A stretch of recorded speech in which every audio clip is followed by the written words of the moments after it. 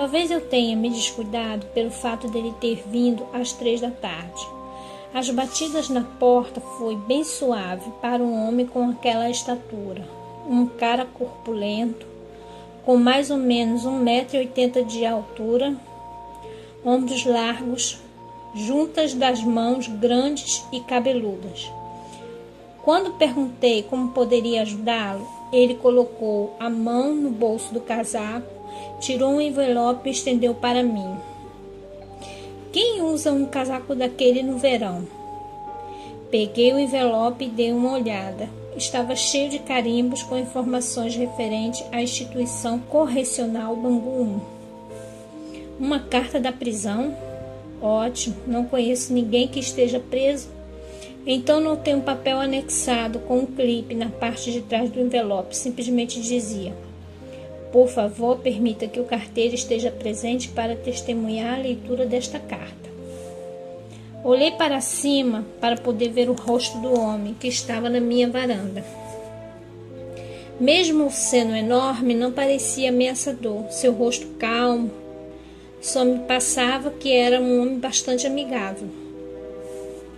Perguntei a ele se ele sabia qual o conteúdo da carta ou por que ele precisava ser testemunha da minha leitura. Ele apenas deu de ombro e gesticulou para dentro da minha casa.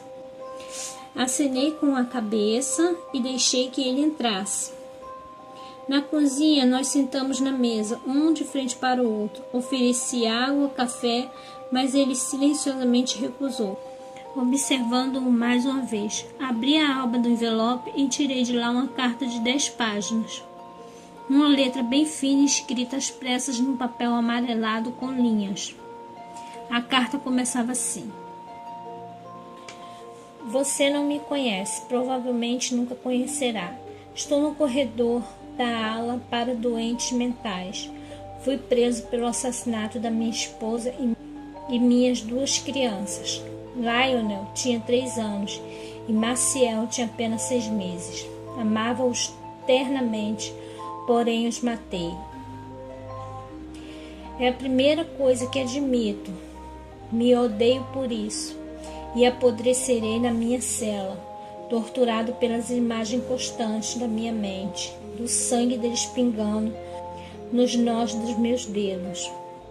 Deixe-me contar minha história. Olhei novamente em direção ao homem, com uma expressão clara de nojo no meu rosto. Ele não tirou o sorriso calmo da face quando me olhou também. Me levantei, peguei um copo d'água e voltei para a carta. O autor da carta, o qual descobri que se chamava Fernando William, tinha sido encarcerado há 2 semanas atrás e começou a trabalhar em sua carta assim que teve acesso aos itens da papelaria.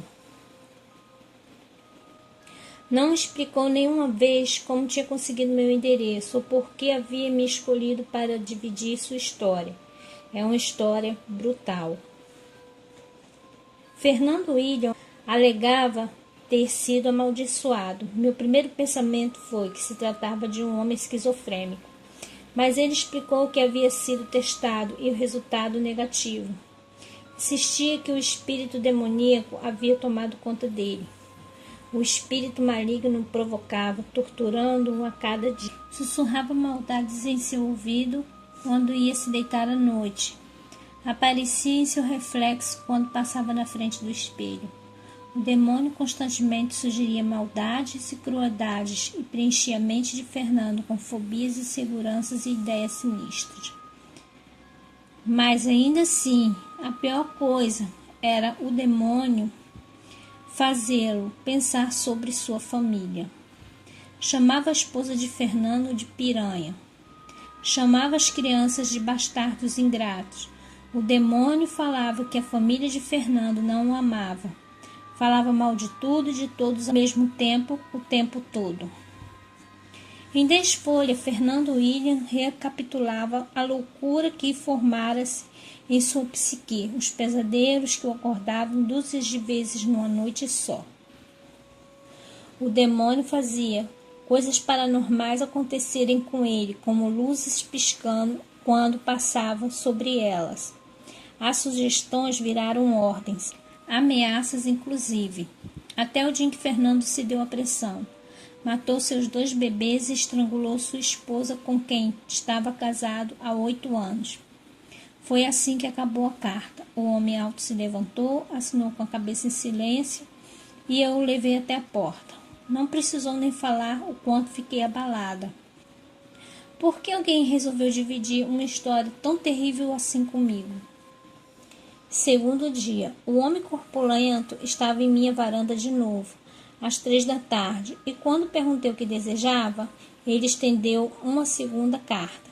Fiquei tão desconcertado com a primeira carta que durante a noite não conseguia tirar a história da minha cabeça. Peguei a segunda carta e fomos para a cozinha mais uma vez.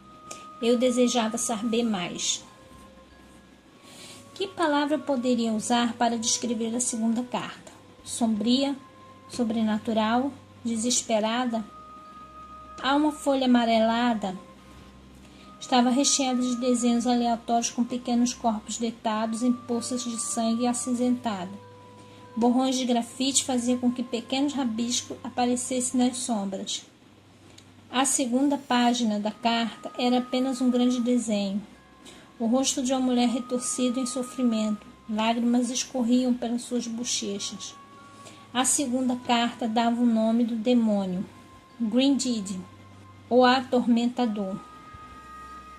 Toda hora eu tirava os olhos da carta para olhar o homem que estava sentado do outro lado da minha mesa.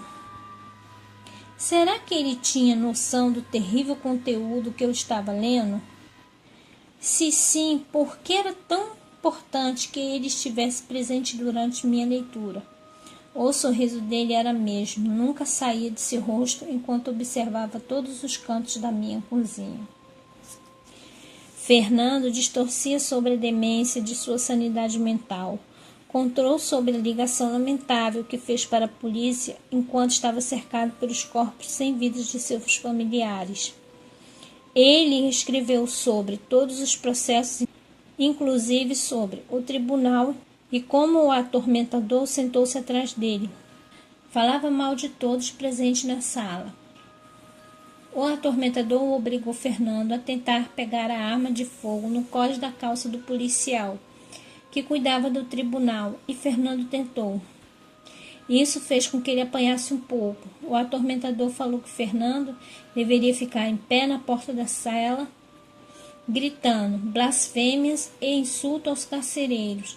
Isso fez com que ele apanhasse bastante. No terceiro dia, eu já estava sentada no terceiro degrau da escada de dentro de minha casa, esperando às 3 horas da tarde. Bem na hora o carteiro chegou e, sem trocar uma palavra, deixei-o entrar. Ele colocou a terceira carta em cima da mesa e se sentou. O sorriso dele estava mais iluminado hoje, maior que normal. Por esse comportamento, assumi que essa era a última carta. Abri o envelope e sentei à mesa junto com o café quente. Em uma terceira carta, Fernando contava sobre seus dias na prisão. Contava como, mesmo encarcerado, o atormentador o assombrava. Descrevia como ele iria ficar ali por anos e anos, preso, encarcerado, até que a morte chegasse. Ele nunca mais iria sair dali. Era um preso de alta periculosidade e também doente mental, sem cura previsível. A caligrafia dele estava cada vez pior e ilegível. Sua escrita era frenética. Era um rato preso numa gaiola, sendo atormentado constantemente pelos pensamentos cruéis do atormentador. A sanidade de Fernando era algo que já não existia há muito tempo. Fernando dizia que pensava em furar os próprios tímpanos, na esperança de que os sussurros do demônio passassem. Havia manchas de lágrimas de Fernando na carta e ele pediu desculpa por isso. Então, na última página, uma faísca de esperança, como se tivesse parado por um tempo e se recomposto, a sua caligrafia voltou a ficar limpa e clara. Esse foi o último parágrafo. O atormentador já está entediado comigo. Estando preso assim, não posso mais fazer maldades que valham a pena para ele. Me contou como quebrar a maldição. Bem, na verdade, a maldição nunca acaba. É por isso que eu estou escrevendo para você, para passar a maldição para uma nova vítima. Mas como ainda tenho resquício de humanidade em mim, contarei a você como funciona. Você tem que fazer a outra pessoa ser amaldiçoada pelo atormentador, da mesma forma que eu fui, convidando-o para entrar em sua casa 3 vezes. Meu coração congelou. Não me permitiu respirar quando levantei os olhos da assinatura torta de Fernando no fim da carta e vi o homem alto que olhava no fundo da minha alma. Seus olhos eram preto infinito, o sorriso cruel estava mais largo que nunca. Queimei a carta. O atormentador me obrigou.